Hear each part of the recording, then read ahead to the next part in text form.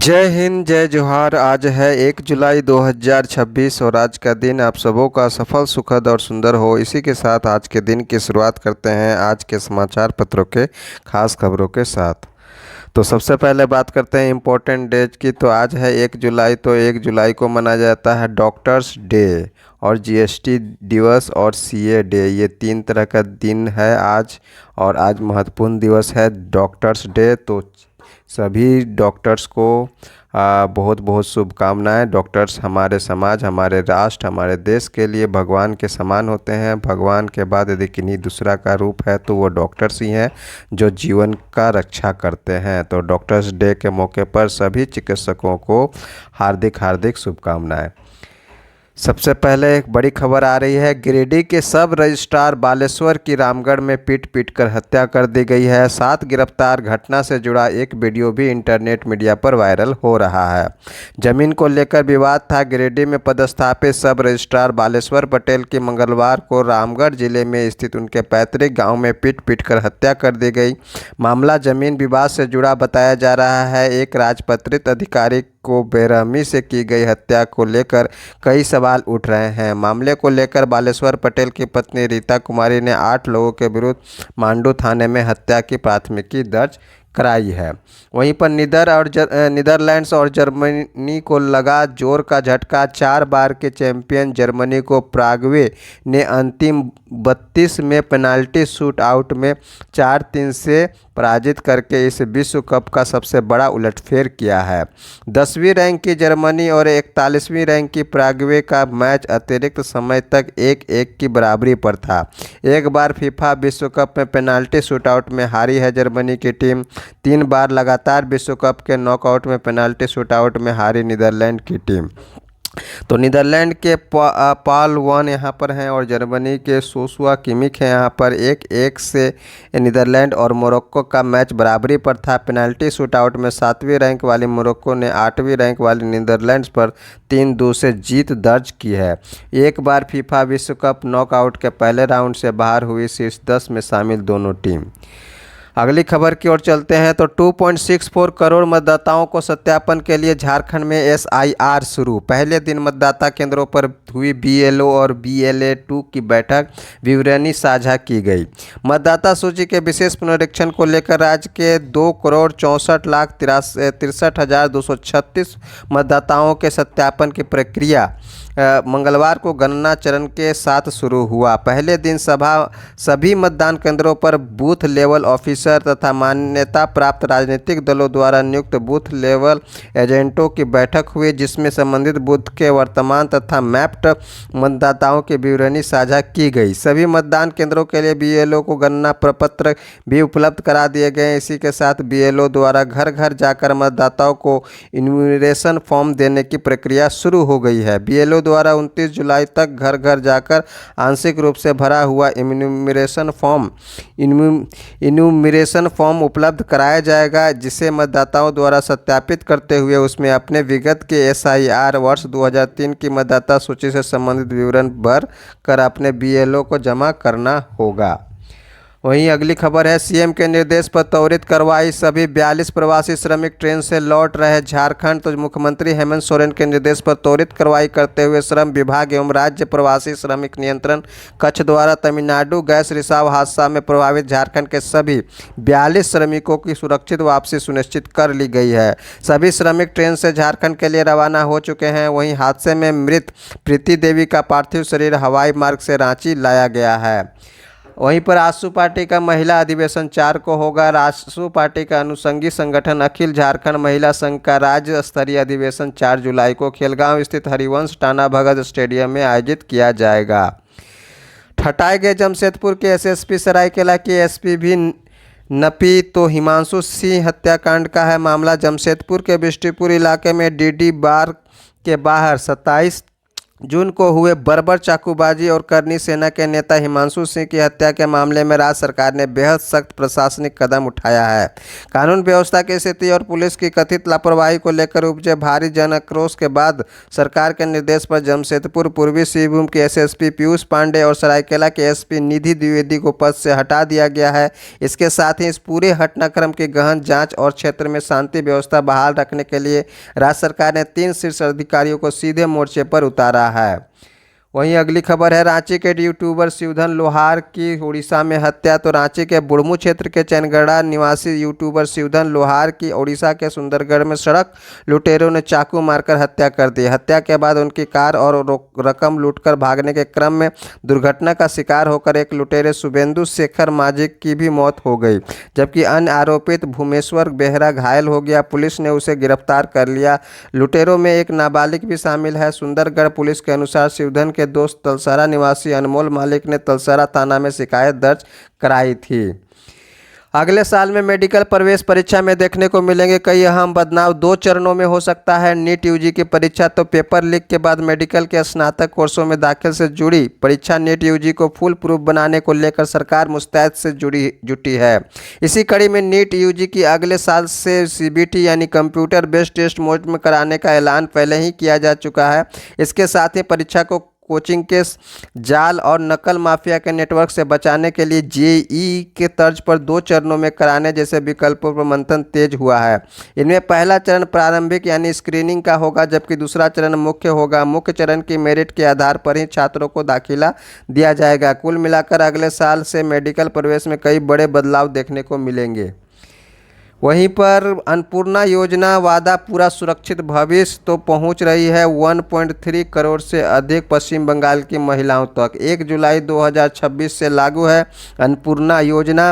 अन्नपूर्णा योजना के अंतर्गत प्रतिमाह 3000 मात्र पात्र महिलाओं के आधार लिंक्ड बेस्ड अकाउंट में डायरेक्ट बेनिफिट ट्रांसफ़र यानी डीबीटी के माध्यम से भेजी जा रही है रकम। तो पश्चिम बंगाल सरकार का सदैव आपके साथ तत्पर। तो अभी पश्चिम बंगाल में जो है भाजपा की सरकार बनी है, उनके द्वारा ये अन्नपूर्णा योजना लागू किया गया है। अगली खबर है, नौकरी दिलाने के नाम पर लाखों की ठगी करने वाले गिरोह का भंडाफोड़ हुआ है, 3 हिरासत में। खबर है, रांची से युवाओं को नौकरी दिलाने का झांसा देकर प्रति व्यक्ति 30-30 हज़ार करते थे वसूली। बेरोजगार युवाओं को नौकरी का झांसा देकर लाखों रुपये की ठगी करने वाले एक बड़े गिरोह का पुलिस ने भंडाफोड़ किया है। शिकायत मिलने के बाद पुलिस ने चुटिया थाना क्षेत्र के स्थित केतारी बागान के एक मकान में अचानक छापेमारी की। इस कार्रवाई से इलाके में हड़कंप मच गया। पुलिस ने मौके से गिरोह से जुड़े 3 युवकों को हिरासत में लिया है, जबकि वहां मौजूद 2 दर्जन से अधिक युवकों से पूछताछ की जा रही है। लंबे समय से बेरोजगार को झांसा में ले रहे थे गिरोह। वहीं पर 8 लाख के गहने लेकर पत्नी प्रेमी संग फरार हो गई है। घटना है रांची से विधानसभा क्षेत्र से स्थित डैम साइड निवासी राजकमल ने अपनी पत्नी रोशनी कुमारी और उसके कथित प्रेमी अर्जुन सोनी पर आभूषण और नकदी चोरी करने का आरोप लगाया है। अगली खबर है, समय पर जेटेट तथा नियुक्ति परीक्षा नहीं होने का खामियाजा भुगत रहे पारा शिक्षक। तो झारखंड सरकार ने सहायक आचार्य नियुक्ति में 50% पद समग्र शिक्षा अभियान के तहत कार्यरत पारा शिक्षकों यानी सहायक अध्यापकों के लिए आरक्षित किए थे। इससे पहले सहायक शिक्षक के पदों पर भी नियुक्ति में भी इतने पद पारा शिक्षकों के लिए आरक्षित थे। पारा शिक्षक इसका पूरा लाभ इसलिए नहीं उठा पाए क्योंकि राज्य में समय पर न तो झारखंड शिक्षक पात्रता परीक्षा जेटेट आयोजित की जा सकी और न ही नियमित रूप से नियुक्ति ही हुई। यही कारण है कि पारा शिक्षकों को सहायक आचार्य के पद पर उनकी नियुक्ति हो रही है तो वे सेवानिवृत्त की आयु 60 वर्ष के करीब पहुंच चुके हैं। सोमवार को जिन 1042 पदों पर सहायक आचार्यों को नियुक्ति पत्र मिला उनमें से एक पारा शिक्षक पलामू के नई मंसारी 1 माह पहले ही सेवानिवृत्त हो चुके थे। वहीं पारा शिक्षक नंदलाल भवानी नियुक्ति पत्र लेने के 1 दिन बाद मंगलवार को सेवानिवृत्त हो गए। तो इस प्रकार से हाल है पारा शिक्षकों का। अगली खबर है, टाटा, डाबर और पतंजलि के डुप्लीकेट उत्पाद बरामद हुआ है और मांझी से। तो और मांझी पुलिस ने सिलीगुड़ी में छापेमारी कर बरामद की सामग्री सरगना की है तलाश। और मांझी थाना पुलिस ने ग्रामीण बाजारों में लंबे समय से चल रहे नकली ब्रांडेड उत्पादों के नेटवर्क का पर्दाफाश किया है। मंगलवार को सिलदिरी गांव में किराए के मकान पर चल रही अवैध मिनी फैक्ट्री पर छापेमारी की गई। इस दौरान पुलिस ने टाटा नमक, डाबर, पतंजलि, ग्लूकोन-डी और ऑल आउट सहित विभिन्न कंपनियों के डुप्लीकेट उत्पाद, नकली रैपर, खाली बोतल और पैकिंग मशीनें जब्त की हैं। जनरल धीरज सेठ बने देश के 31वें सेना प्रमुख। वहीं जनरल धीरज सेठ ने मंगलवार को नए सेनाध्यक्ष के रूप में कार्यभार संभाल लिया है। वरिष्ठ सैन्य अधिकारी के नाम पश्चिमी मोर्चे पर 2 ऑपरेशनल आर्मी कमांड का नेतृत्व करने की विशिष्ट उपलब्धि भी दर्ज है। आर्मर्ड कोर के अफसर लेफ्टिनेंट जनरल सेठ 1997 में जनरल शंकर राय चौधरी के बाद कॉम्बैट ब्रांच से सेना की कमान संभालने वाले पहले अफसर हैं। उन्होंने 13 लाख सैनिकों वाली आर्मी की कमान ऐसे वक्त संभाली है जब यह सीमाओं पर चुनौतियों का सामना करते हुए खुद को आत्मनिर्भर और भविष्य के लिए तैयार सेना बनाने की दिशा में आगे बढ़ रही है। अमित शाह ने लॉन्च किया FCRA 2.0 पोर्टल और EOCI कार्ड। विदेशी सहायता नियमन कानून FCRA की पूरी प्रणाली अब डिजिटल होगी। इसके लिए केंद्रीय गृह सहकारिता मंत्री अमित शाह ने FCRA 2.0 पोर्टल लॉन्च किया है। इस पोर्टल के माध्यम से FCRA के तहत आवेदन करने से लेकर सारे दस्तावेज जमा किए जा सकेंगे। भारतीय मूल के विदेशी नागरिकों को दी जाने वाली OCI कार्ड भी अब डिजिटल होगा। शाह ने EOCI कार्ड की योजना का भी शुभारंभ किया है। वहीं पर सस्ते औद्योगिक जिंस से बढ़ेगी इकोनॉमी। 1 महीने में कच्चा तेल, तांबा, एल्युमिनियम, जिंक, स्टील जैसे उत्पादों के दामों में आई तेज गिरावट। ईरान अमेरिका युद्ध विराम के ऐलान पर हॉर्मुज के खुलने से वैश्विक स्तर पर कच्चे तेल समेत विभिन्न औद्योगिक जिंसों की कीमतों में पिछले 1 माह में 20% तक की गिरावट दर्ज की जा चुकी है। जानकारों का कहना है कि ऐसे आयात बिल में कमी के साथ निर्माण लागत भी कम होगी, जिससे घरेलू और निर्यात दोनों मांग को मजबूती मिलेगी। इसका फायदा अर्थव्यवस्था को मिल सकता है।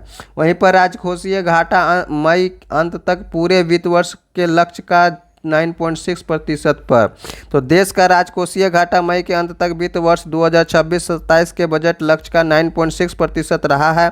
लेखा महानियंत्रक CGA के आंकड़ों के मुताबिक मई 2026 के आखिर में राजकोषीय घाटा सरकार के खर्च और कमाई के बीच का अंतर 1.62 लाख करोड़ रुपए रहा है। मई 2025 के अंत में केंद्र का राजकोषीय घाटा 25-26 के बजट अनुमान का 0.8% या 13,163 करोड़ रुपए था।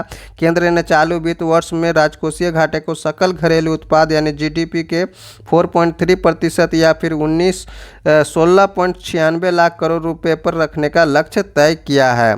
इस दौरान शुद्ध कर प्राप्तियां 3.48 लाख करोड़ रुपए रही हैं, जबकि कर राजस्व 3.51 लाख करोड़ रुपए रहा है। मई के आखिरी में केंद्र सरकार का कुल खर्च 8.81 लाख करोड़ रुपए था, जिसमें 2.51 लाख करोड़ रुपए का पूंजीगत व्यय शामिल है। इंडिया सेमीकंडक्टर मिशन 2.0 के लिए 1.25 लाख करोड़ रुपए मंजूर। तो भारत को वैश्विक सेमीकंडक्टर मैन्युफैक्चरिंग केंद्र बनाने की दिशा में बड़ा कदम उठाते हुए वित्त मंत्रालय के व्यय विभाग ने इंडिया सेमीकंडक्टर मिशन ISM 2.0 के लिए 1.25 लाख करोड़ के बजट प्रस्ताव को मंजूरी दे दी है। यह मंजूरी ISM 1.0 के लिए निर्धारित किए गए 76,000 करोड़ रुपए के आवंटन से काफ़ी अधिक है। फरवरी में पेश किए गए बजट में देश की विनिर्माण क्षमताओं को बढ़ावा देने के प्रयास किए गए थे। इसमें कई उपायों के साथ साथ इंडिया सेमीकंडक्टर मिशन के दूसरे चरण की घोषणा की गई थी, जिसका मुख्य मकसद देश में चिप विनिर्माण परिवेश को बढ़ावा देना था।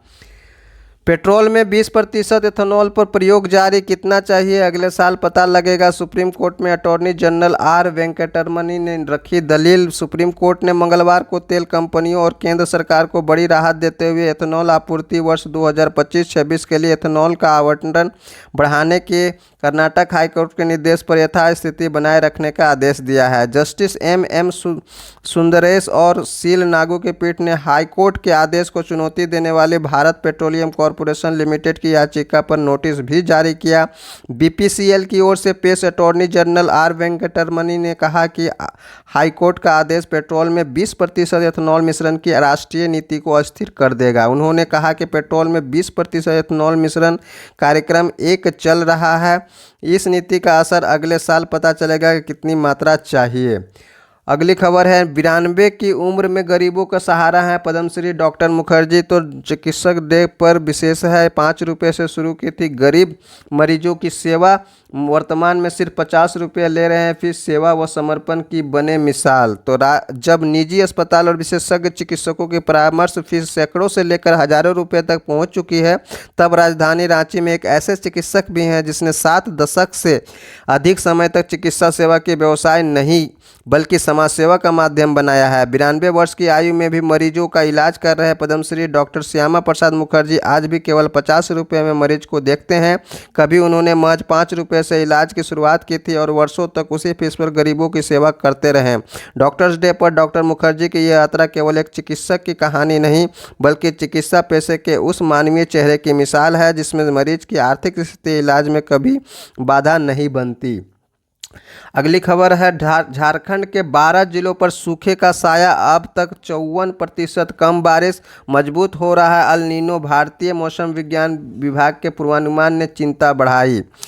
भारतीय मौसम विज्ञान विभाग IMD ने आने वाले दिनों में अल नीनो के मजबूत होने के संकेत दिए हैं। विभाग ने कहा है कि देश के लगभग 197 जिलों में अल नीनो का प्रभाव पड़ने की आशंका है। इनमें झारखंड के 12 जिले शामिल हैं। मौसम विज्ञान केंद्र के अनुसार झारखंड में अब तक सामान्य से 54% कम बारिश हुई है। सबसे खराब स्थिति पलामू प्रमंडल वाले जिलों की है। गढ़वा में सामान्य से 93, चतरा में 78 तथा पलामू में 36% कम बारिश हुई है। पलामू में मंगलवार को 67 मिलीमीटर बारिश हुई। वहीं राज्य में 30 जून तक मात्र 86.5 मिलीमीटर ही बारिश हो पाई, जबकि इस अवधि के दौरान कम से कम 190 मिलीमीटर बारिश होनी चाहिए थी।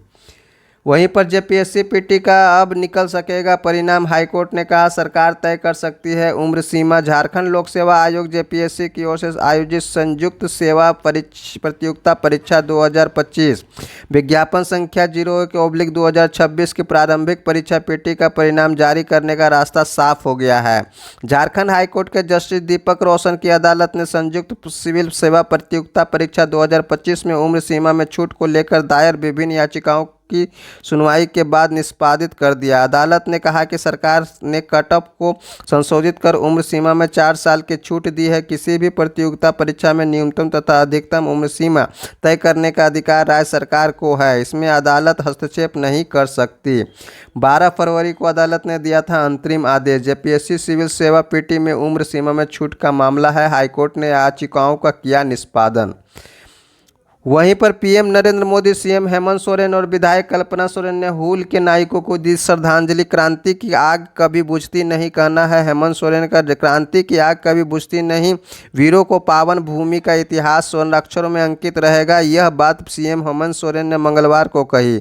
इससे पूर्व हूल दिवस पर CM हेमंत सोरेन और विधायक कल्पना सोरेन ने मोराबादी स्थित सिद्धू कान्हू पार्क में हूल के नायकों सिद्धू कान्हू को श्रद्धांजलि अर्पित की और मौके पर CM हेमंत सोरेन ने कहा कि आज एक ऐसा दिवस है जब शोषण के विरुद्ध जबरदस्त आवाज उठाई गई थी। हमारे वीर सपूत देश और समाज के लिए सदैव प्रेरणा स्रोत बने रहेंगे। इन वीर सपूतों की बदौलत ही झारखंड को वीरों की धरती कहा जाता है। वहीं पर आदिवासी अस्मिता की रक्षा के लिए वीरों का बलिदान देश याद रखेगा, कहना है PM मोदी का। प्रधानमंत्री नरेंद्र मोदी ने मंगलवार को हूल दिवस के अवसर पर संथाल विद्रोह के वीर योद्धाओं को नमन किया। उन्होंने कहा कि यह दिन देश के आदिवासी समाज की उस अद्भुत भावना का प्रतीक है जो मातृभूमि के लिए अपना सर्वोच्च न्यौछावर करने को तैयार रहती है।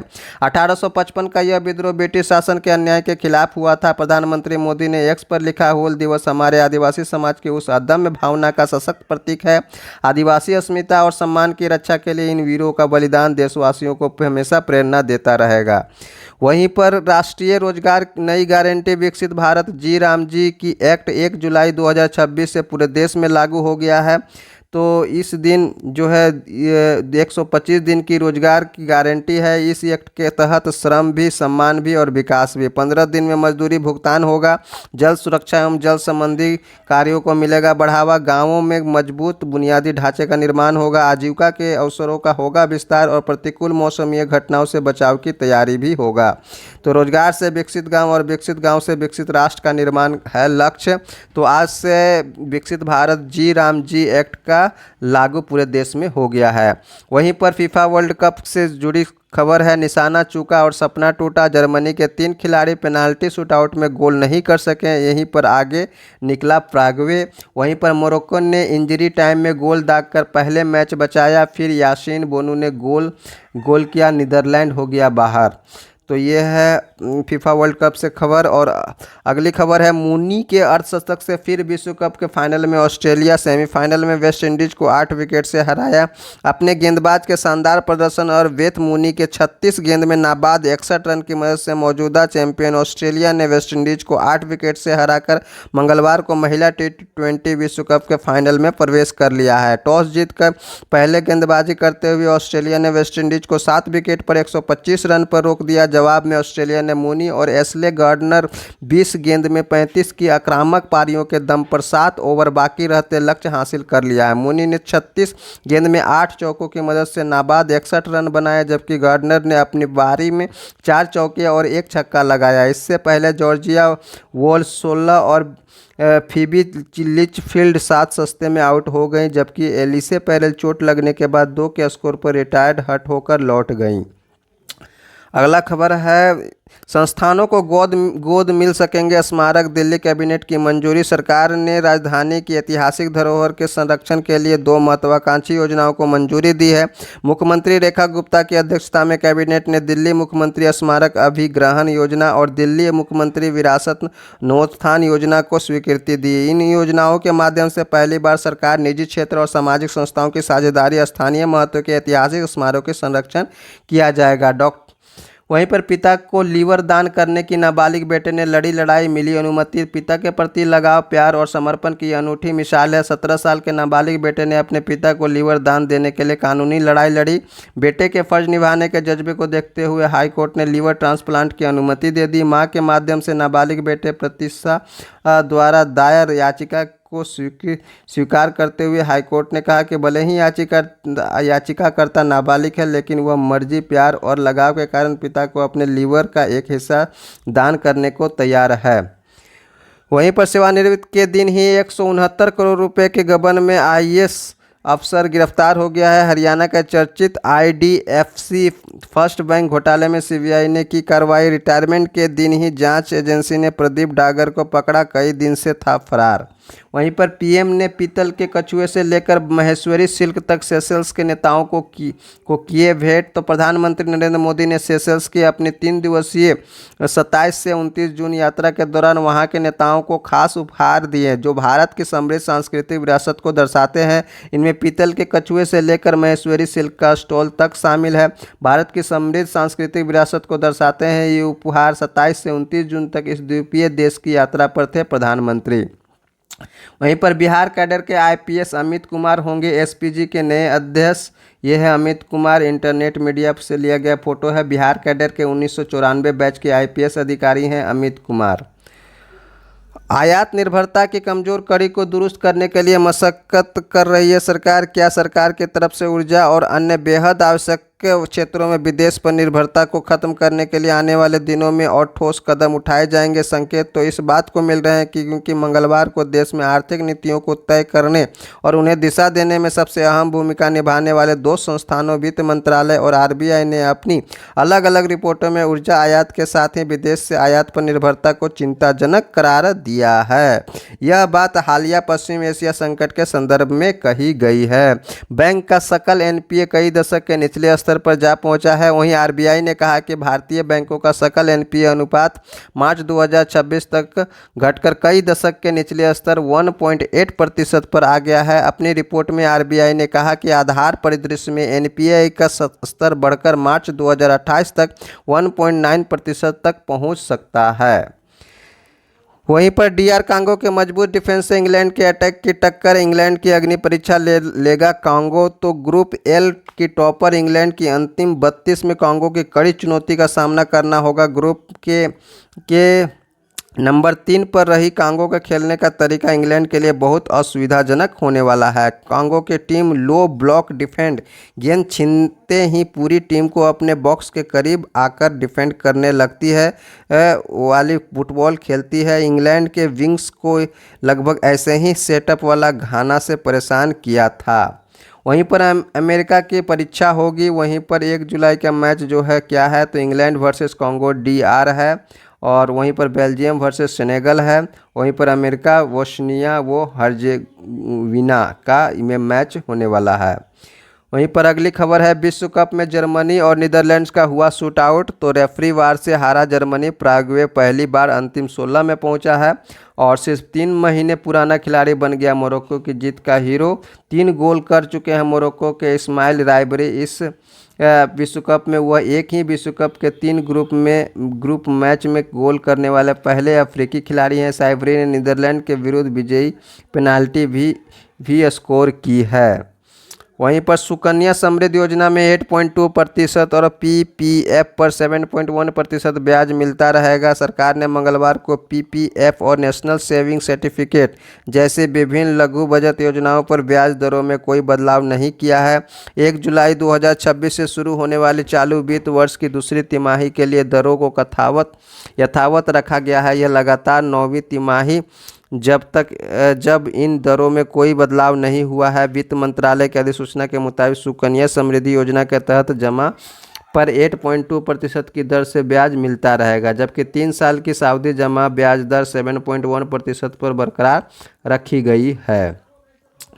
वहीं पर भविष्य की तैयारी पर जोर, 12 करोड़ बैरल कच्चे तेल का भंडार बनाना लक्ष्य है। ईरान संकट का सबक, अब 40 दिनों का कच्चा तेल रिजर्व रखेगा भारत।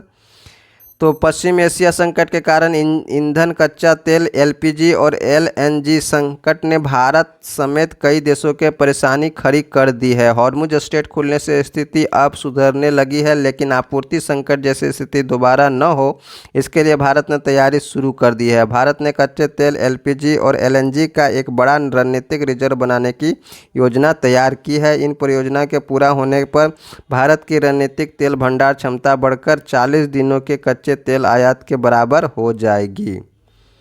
तो ये था आज के समाचार पत्रों के खास खबर। हर रोज के समाचार पत्रों के खास खबर जानने के लिए हमारे YouTube चैनल से जरूर जुड़ें। हमारे YouTube चैनल का नाम है शंकर बेदिया क्लासेस, और यदि आप JPSC के एस्पायरेंट हैं तो हमारे इस चैनल पर subject wise, topic wise classes मिल सकती है, जहाँ पर आप अपने तैयारी को बेहतर बना सकते हैं। मिलते हैं इसी तरह के वीडियो के साथ अगले क्लास में मिलते हैं। तो तब तक के लिए जय हिंद, जय जोहार।